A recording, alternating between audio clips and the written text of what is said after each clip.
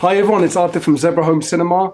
We are in the basement of Minotti, London, which is a beautiful interior design studio. We've been hosted by Mike Beattie and Simon from Pulse Cinemas.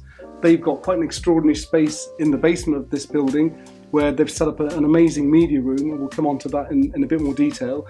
I am here with Tyron Ash from Tyron Ash Real Estate, Zoe and Quaz from the team. So guys, thank you very much for joining me today. Thank you. Now, I'm a huge fan of yours. I've been, after watching Mega Mansion Hunters on Channel 4, I was completely taken aback by what you guys have done in the whole real estate industry, turning things on their head, doing things in the UK that has never been done before, importing, in fact, reinventing for the British market what the Americans have done for things like $1 million listings NYC. And you guys are in the growing business of selling high-end luxury real estate. So as someone coming from an audiovisual background, coming into home cinemas and media rooms, questions I had for you really were, when you're selling high-end real estate or people are looking to buy luxury homes, back in the 80s, you'd be looking like swimming pools and tennis courts and things like that as must-haves. So how important is it, in your opinion, about having a luxury space to enjoy TV, film, music, and things like that? Well, I think probably a good person to kick this one off would probably be Quaz. Quaz recently sold a house for £5 million, which had some amazing entertainment space in there, didn't it? Because that had a dugout basement with the swimming pool, and then it had the cinema room and all that. So how important was that when you were showing buyers? I think it plays a big part. Cinema room, games room, all of that, if you interconnect with each other, obviously. Pictures and videos, I don't feel like it does justice. You need to see it in person. So when I had buyers coming through the door, I think the games room and the cinema rooms and all of these rooms were more appealing in person than it was in just the picture. So a big part is emotions kick in when they come visit the property in person. So it does really play a big part, I'd say. I think definitely, I've been fortunate to have been through the doors on some phenomenal properties. I think what you'll find is that the audiovisual cinema kind of rooms and the entertainment spaces, they provide effectively the social area for a home like that. So when you're talking about, often they tend to be in kind of either the basement's dug out or something like that, and there could even be alongside like the swimming pool or the spa areas. And what you'll find is that the whole thing comes as one, because I think that personally, when you look at somebody who's maybe got a home of like 8,000, 10,000, 15,000 square foot, you've got to fill that square foot with something pretty appealing, and the cinema rooms definitely play a big part. And I think that some of them are spending some crazy money on these areas. I've seen stuff that has cost people hundreds of thousands of pounds to get effectively what is a fully scaled cinema within a house. So I think it's definitely played an important part. I think it's a big unique selling point for a lot of properties. I think some of the best properties that I've been in have had amazing cinema rooms. So based on that, would you say when you're walking into a property, say suddenly over £1 million, has it become a prerequisite of having an entertainment space?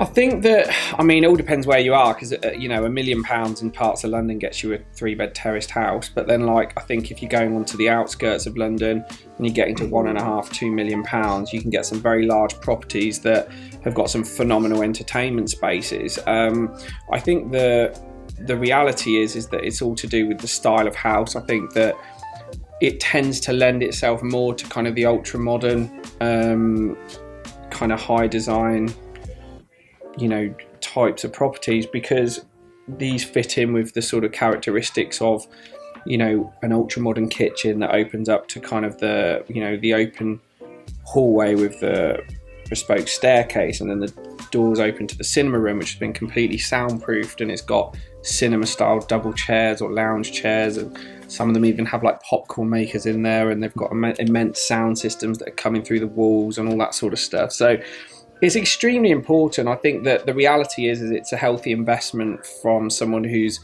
either building or living in a property of that magnitude, because, you know, the one thing is when you build a large house, or when you're living in a large house, is each part of that property, it comes with a responsibility to make sure that it's the best of the best in each section of the home. Feel the industry could do with sort of help from people as audiovisual professionals, maybe to help educate in terms of some of the nomenclature, the wording used for describing certain rooms. Is that something that would be helpful? I think, like, I mean, certainly, Quaz, I know when you've been sort of selling stuff, you know, you kind of, because I don't think the owners necessarily know that much about the products and what they're actually got in the cinema and the entertainment rooms, but it'd be nice if you could actually have some knowledge of that, wouldn't it? No, 100%. I think, like you were saying, it's mostly about kitchen, then you've got the reception room. I think having knowledge of exactly what you're buying and what you're investing in would be much more beneficial than not knowing, you know, obviously, of course. But I believe when it comes to like cinema rooms and the games room and everything, it's more appealing to like footballers, maybe younger buyers. So I think the properties in Barnet, Hertfordshire, a Beechville area, you've got a lot of footballers, boxers going there.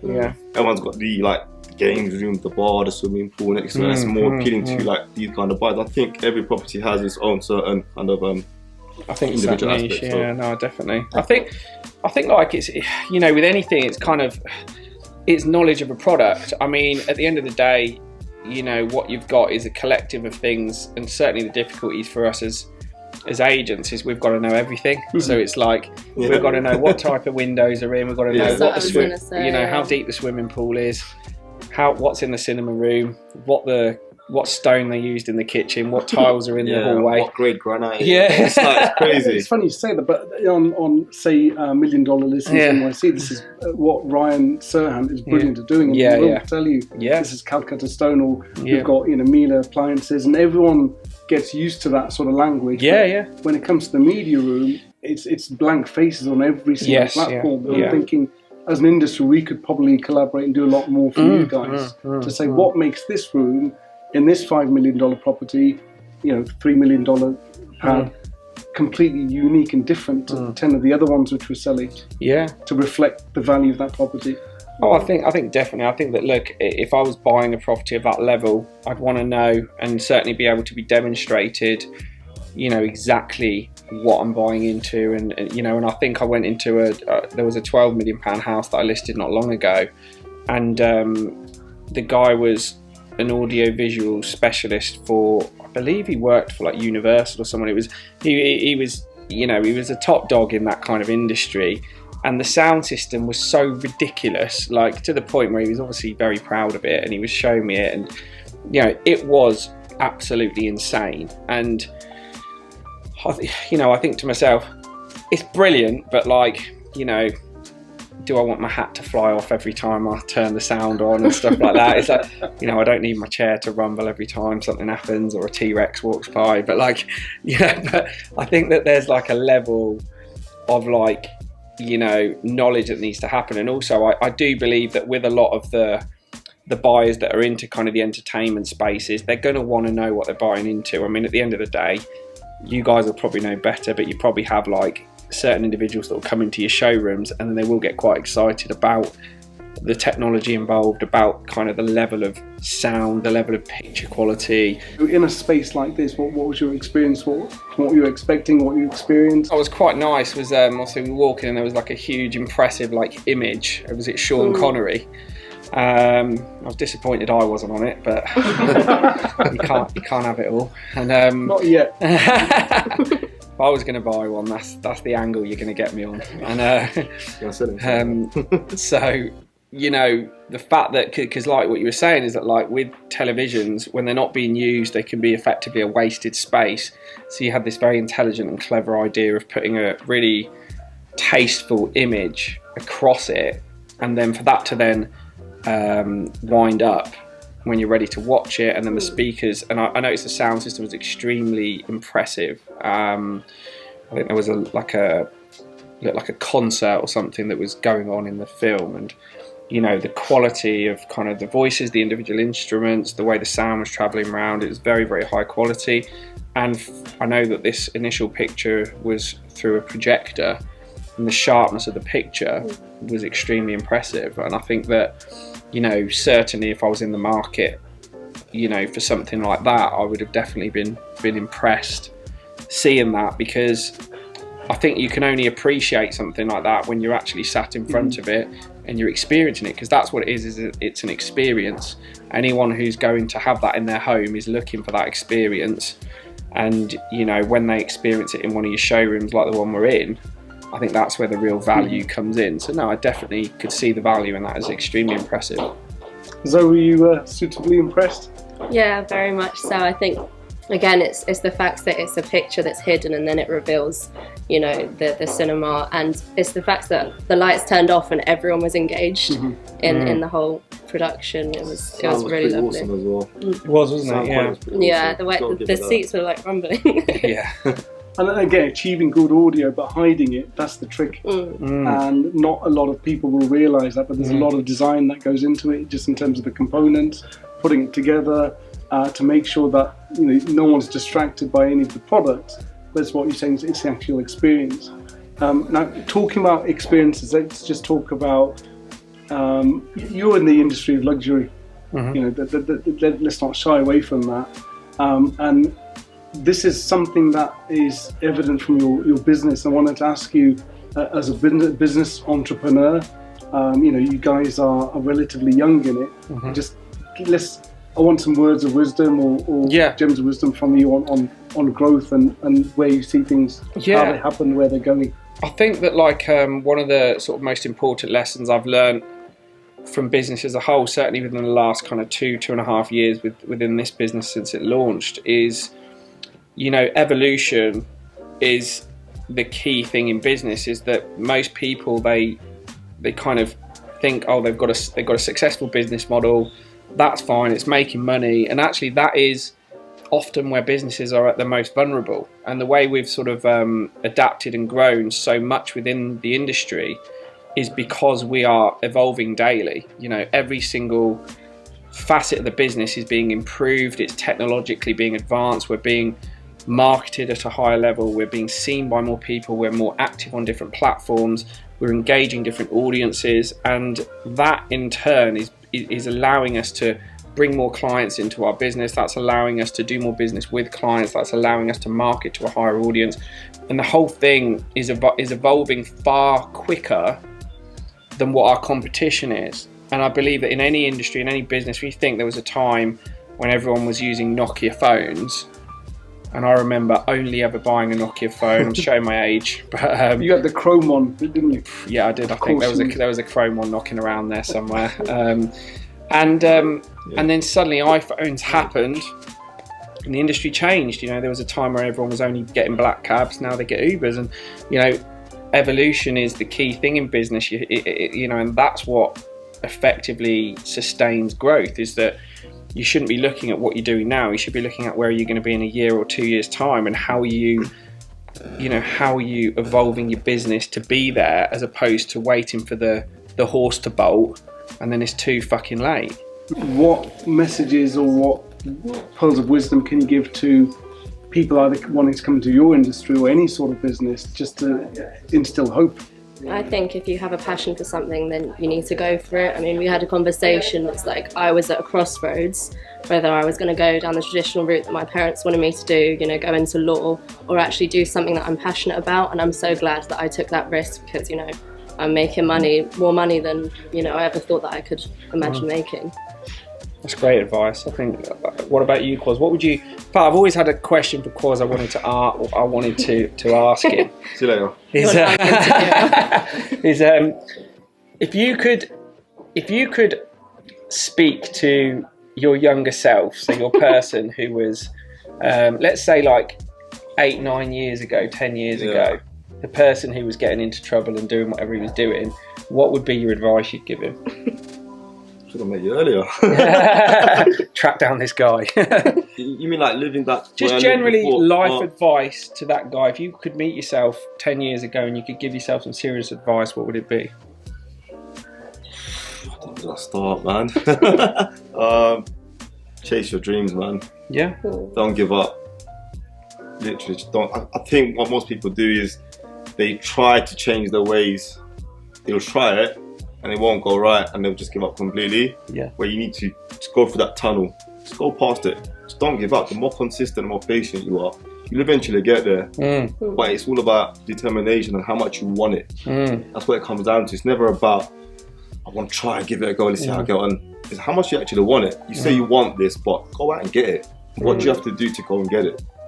And you gotta eat a lot of shit just to get through that bit. But once you see the success, there's no turning back. I think that's great. I think that's really well put, and I think that, you know, I heard something in one of my many things I listened to, but I was listening to something in the gym this morning, and it was I think actually Arnold Schwarzenegger was saying it, and he basically was saying that you can't have a plan B, because if you have a plan B, then you will not give it 100%, and plan A has a good chance it's going to fail because you've got a plan B.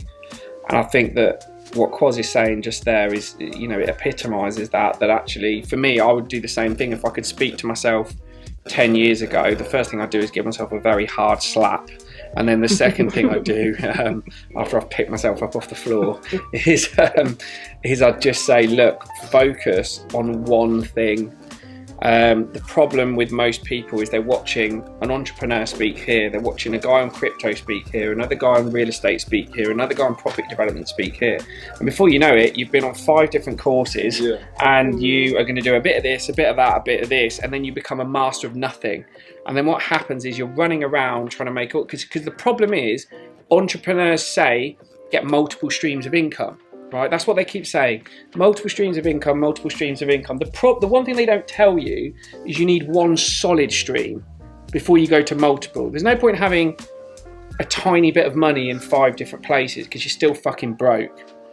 What you need is to be a master at one thing, and when you're a master at that, that will allow you enough revenue, enough money to then dip your toe in a few other things. So for example, if you've made £250,000 a year doing real estate, then you might want to dip your finger into property development, and you can partner up with a property developer and shove some money into that. And then, do you know what? If you want to dump 20 grand in crypto, go and do it. It's not going to hurt you. If it's your last 10 grand, plus you've just done 500 quid on a property development course, that's very, very silly. You need to become a master at something. When you're a master at something, that's where your value goes up. If you think about any industry, the people who get paid the big bucks in anything are masters at what they do. So you might see Jordan Peterson talking about philosophy and talking about human behaviour. Why is he on absolutely every single podcast? Why is he earning, I think he said in an interview, he's earning about 250 grand a month. Why is he earning 250 grand a month in comparison to other professors and psychologists? Well, that's because he's a master at it. Why was Michael Jordan the best basketball player ever? Because he was a master at it.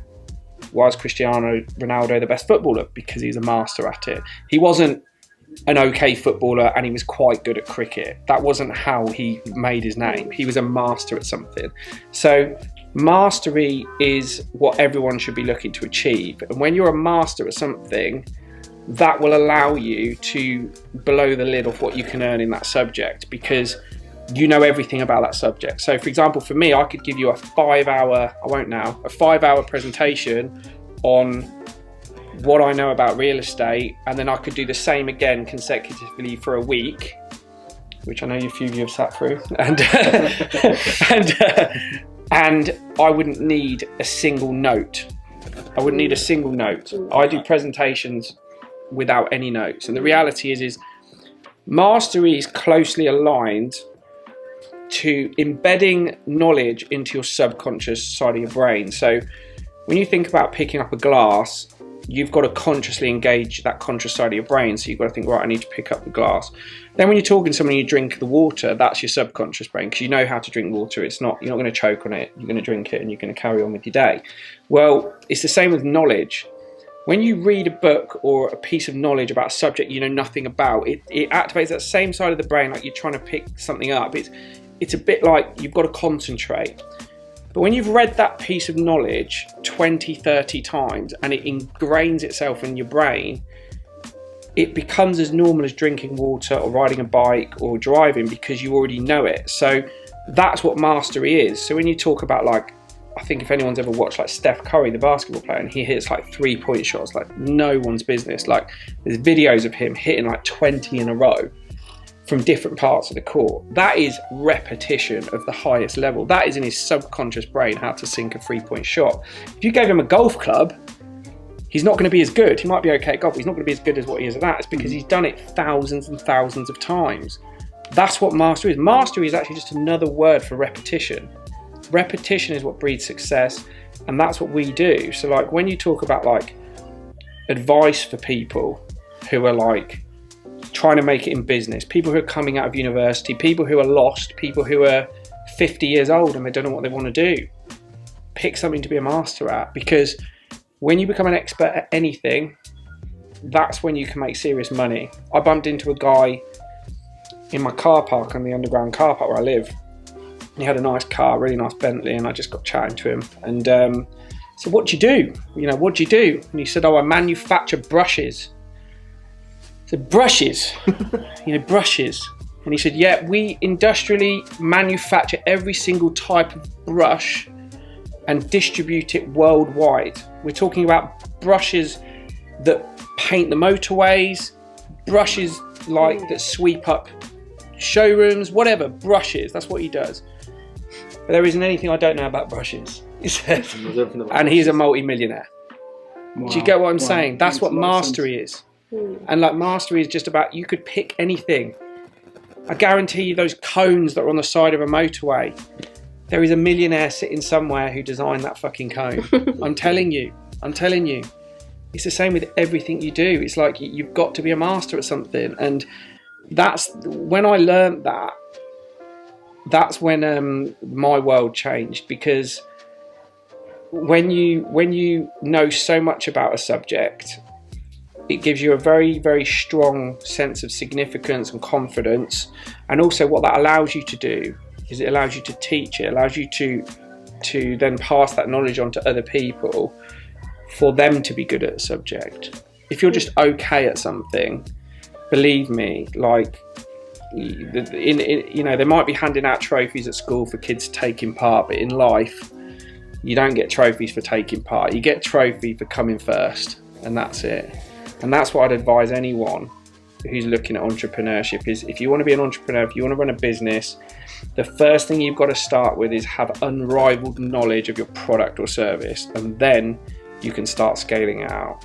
If people want to get into this, want to join your establishment, what are the next steps? Well, I think a good question would be like, because obviously I can say as much as I want, but obviously Quaz and Zoe, obviously, you know, you're at the receiving end of my voice a lot of the time, but you know, what would be, you know, how would you explain to someone who is thinking about coming to this industry, first of all, maybe what's required, and second of all, what to expect, basically? I think passion and perseverance, because people think that doing property, like, you see it on social media and you think it's just a walk in the park. Like, there's so many different steps that you have to go through, and I think the big thing about our company is that we go from the, you know, listing the property all the way to sales progression. So we're talking to solicitors, we're talking to mortgage advisors, like, we're doing all of the behind the scenes things that people don't see. So it's you have to have perseverance. You know, if things don't go to plan, like, it will be okay. Like, you need to have a plan B, but you need to have a passion for it in the beginning, because you don't want to turn up every day to something that you don't want to do. Absolutely. I think are you even motivated? That's the first thing. Yeah. Or do you, it all comes down to, do you want it? Again, it's the same thing with it all. Is that how much do you want it, or is this what you want to do? How much are you willing to sacrifice to learn to be successful? You know, and I think these are the kind of one thing I like to say is, what's that word? Consistency. Yes. It's such. You might not think it's not a thing, but it's the main thing. Being consistent, staying in that high level, like every day, waking up, doing the same repetitive thing every single day. Can you do it for 6 months? Because you're gonna have to go through that for the first 6 months. We all did. Yeah. I mean, I was working in lettings, earning what, 12k a year. He just spent 12k in his teeth. You actually did They are gleaming quite amazingly. I'm thinking to myself, earning 12k a year, like, I think this is the best decision I've made, like self-employment, because it not only frees you up, but it just gives you the flexibility of like living your life as well, but at the same time earning good money and being around successful people on a daily basis. And I think that's what motivates me as well, like learning, especially Tyron as well, and you obviously. But I think what Tyron implements on a day-to-day basis is that he just doesn't just let you. Well, it's not one day he speaks to you and then he leaves you be. It's every like week and day, like he's asking what's going on, how you getting on. He's so. I'd love to add to that is that that's exactly it. Is that, you know, there are certain mindsets and traits that you need to have. The first thing is you've got to want to run your own business. That's the first thing. So when you say yes to that question, that also comes with, you know, a responsibility. That responsibility is when you say yes, that means are you willing to sacrifice to be successful in business? Well, that's where most people fall down. So that means, are you willing to earn less until you can earn more? Which again, a lot of people go, oh, well, I've got my kids, or I've got a mortgage, or I've got this, or I've got that. No one gives a shit about your story. No one cares about if you've got, you know, if you've got to buy your kids loads of presents, or if you've got to, you know, pay child maintenance, or if you've got to, like, I'm just being honest. Like, if you want to succeed in entrepreneurship, you've got to batten down the hatches and you've got to work like a mad person to get yourself up to that level. That means learning, that means working, that means implementing, that means getting knockbacks, getting slaps in the face until eventually it starts clicking, and it will click. But most people will fail because they're not willing to go through that pain barrier. I remember speaking to Javid, I remember, who, when he was joining the company, and he said, he was a director at an estate agency, and he said, I've got, you know, I've got 2 kids. Is he 2 children he's got? Yeah. 3? 2 children. I've got 2 children. I've got a wife. I've got cars to pay for. I've got properties to pay for. How am I going to just give all that up to start? And I said, I don't know. It's your fucking problem, mate. I said, but you better do it. And he went, all right, no worries, I'll do it. And he just did it. And then he started earning, and, you know, and he worked at it. And what I'm getting at is that there's always a way, but you've got to be willing to sacrifice to go and do it. And I think that the other thing is you've got to, like what Zoe said, you've got to love doing it. Like, you've got to love everything about it. You've got to love the hardships. You've got to love the good times. You've got to love the bad times. You've got to love the challenge that's in front of you, because that's part of it. You know, you can't enjoy the highs unless you go through some of the lows. And, you know, that is just business. That is just business. I've woke up on a Friday morning thinking I'm exchanging on £7 million houses, and they've all fallen through in a chain, and I'm back to zero. It's happened. Like, I'm still here. You know, I called my mum up saying I'm going to quit and I'm going to find a new career, and she calmed me down a bit. And then I ended up just knocking doors that day, because I just thought, well, just get back into the zone, get my vibration right, get my consistency back. And, you know, it's about the people who succeed in this industry are the ones that do what's required even when they don't feel like doing it. They're the people that succeed. Everyone can perform good when the sun's shining, the environment's just right, you've eaten just the right amount of food, and you've got just the right amount of energy, and everything's correct. But what about when you just had 3 deals fall out of bed, and you're pissed off, and you hate the world, and life's not fair, and you've just blown a tyre on your car as well? Because usually at that time, that's when you drive over a nail as well, or something. And plans already, I might spend that money as well, maybe. Yeah, of course. If you can just, especially on those shoes. Oh yeah. Bad habit. So you know, you've got to be prepared to do it when you don't feel like doing it. But what happens is this big, I call it like a pendulum. The pendulum swings, and it takes a lot of momentum to get it moving. But when it starts swinging, what happens is, because it all sounds doom and gloom, and that you've got to work. But then a year, 2 years, 3 years later, what happens is you become this expert. You know, we spoke about mastery. So you become the master. When you're a master, what happens is your phone rings. So you'll get messages through Instagram. Oh, hi, yeah, I've got this £3 million house I need to sell. Oh, yeah, I've got this 10 grand a month house that I need letting.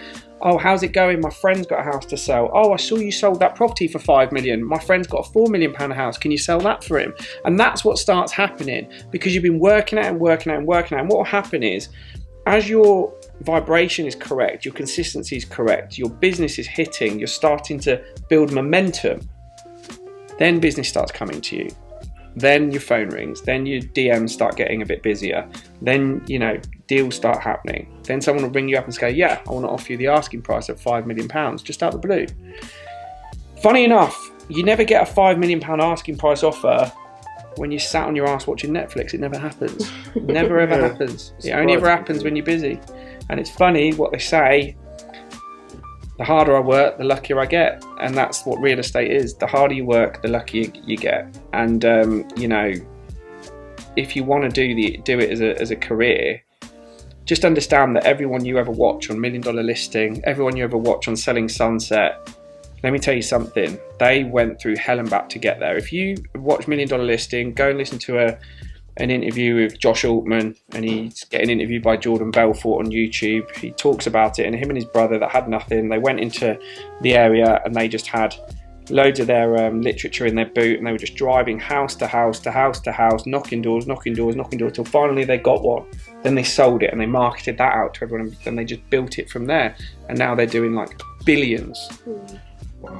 And that started from action like that. But people don't see that. They just see it on TV and they just go, oh yeah, look, they're brilliant at what they do. Yeah, they didn't wake up one day and go, oh yeah, I'm brilliant at real estate. It doesn't happen. No one sees the struggle. No, Ryan Serhant's another one. He said when the first brokerage he joined, he was rubbish. He goes, the best guy in the brokerage was part-time selling weed. That's what, like, that was the brokerage he was in. He speaks about it and he's like, but the guy just had hustle and he didn't stop, and then he started learning how to do it, and then he was repetitively lead generating and following up phone calls and knocking doors and doing all this hard work. We had a call the other day with a guy who's done up 14 billion in sales in the US, in the top 1%. And funny enough, every lesson that he said to us is already what we're doing. Yeah. And the language doesn't change across different countries. There's no secret formula. Had people join the company and they go, oh, what if we contact land registry and then we do this and we do no, go knock the fucking door and introduce yourself. That's it. There's no magic formula.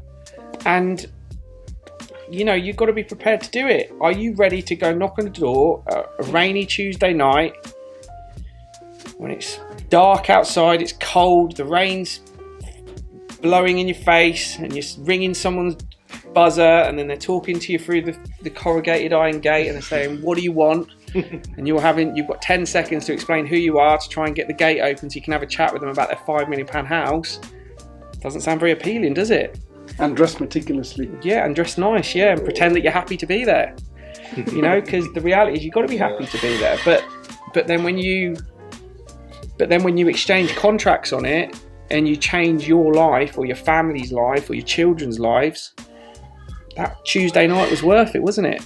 I think that certainly anyone who's looking to instill something like this in either a development or a new build property or even into your existing home, get in touch with you guys. I know the details will be attached to this post. Even just looking around the showroom, you won't get a full guise for it now, but there's a lot of impressive stuff here in the luxury end of the market, where you own a luxury home. And I think, you know, just to finish on, you know, the industry is going through a lot at the moment with regards to kind of, you know, the mortgage rates. They've hit now an all-time high. I think as a business, we had, you know, record level of sales. I think we've done about roughly about 36 million in sales in the last 2 weeks. Wow. And, you know, for me, that and 80-90% of them have come from cash buyers. Getting a lot of international buyers, and the reason we're getting a lot of international buyers is because the exchange rate on the pound's so weak. So international buyers are very active. So if you have a luxury home to sell, I suggest getting in touch with us. We've got a large, you know, portfolio of buyers that are looking to buy, and I think, you know, we can get you the best price in the market still. So yeah, that's where we finish. Thanks very much for attending today. Really, really appreciate it. Thanks for your time. I know you've taken the sacrifice time out to you could be selling multi-million-pound houses right now here with me, so I appreciate it. I think there's a lot more to do together, so watch this space. No, thanks for your time. Thanks. Pleasure.